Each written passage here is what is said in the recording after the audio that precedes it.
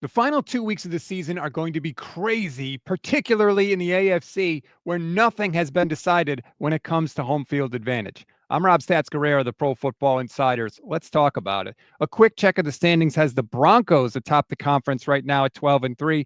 They win a tiebreaker over the Patriots, the third tiebreaker, as a matter of fact. That's how tight this race is. Obviously, you've got New England in second place at 12-3. The Jaguars at 11-4, who just beat the Denver Broncos last week. Pittsburgh has no shot to get the 1 seed. That we do know. Chargers at 11-4, Bills at 11-4, and then you've got the Houston Texans lurking there at 10-5. They would need obviously a lot of help, but still possible.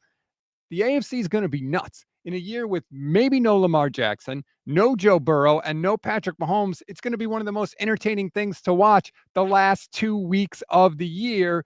Couple of things to look forward to.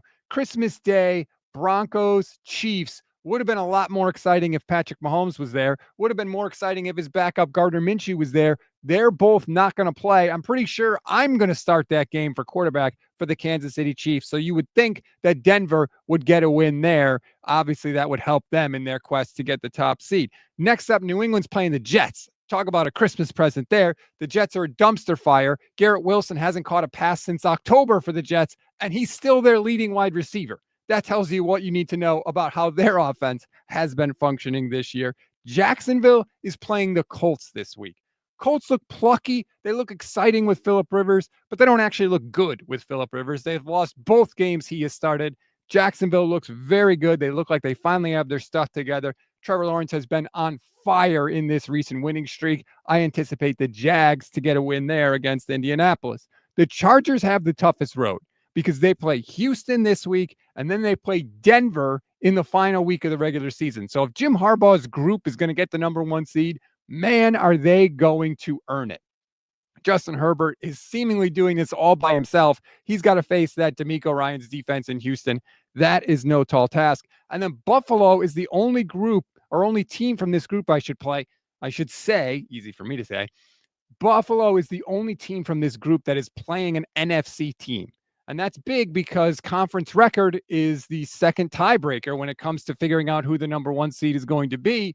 Buffalo can't get a conference win this week because they play Philadelphia. So not only is it a difficult game for Josh Allen and company, but you don't even get the added benefit of a conference win. So that's kind of a bummer for the Buffalo Bills. But again, a quick check of the standings says they are 6-1. They're 6-1 at home, excuse me.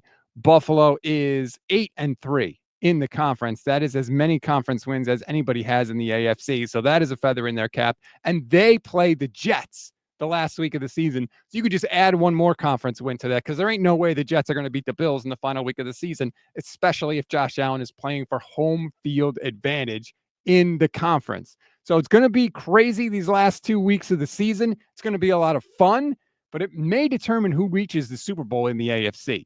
Because if you're the Broncos, you certainly would love to have everybody come through Denver. Same thing with the Bills and Buffalo. Same thing with the Patriots in New England. Of the teams that are left, there's a lot of outdoor places with potentially bad weather. You would think that would favor the home team in those conditions. So we've still got 2 weeks to go. Obviously, anything can happen any week in the NFL. This season has definitely taught us that. But things are going to be tighter than ever in the American Football Conference.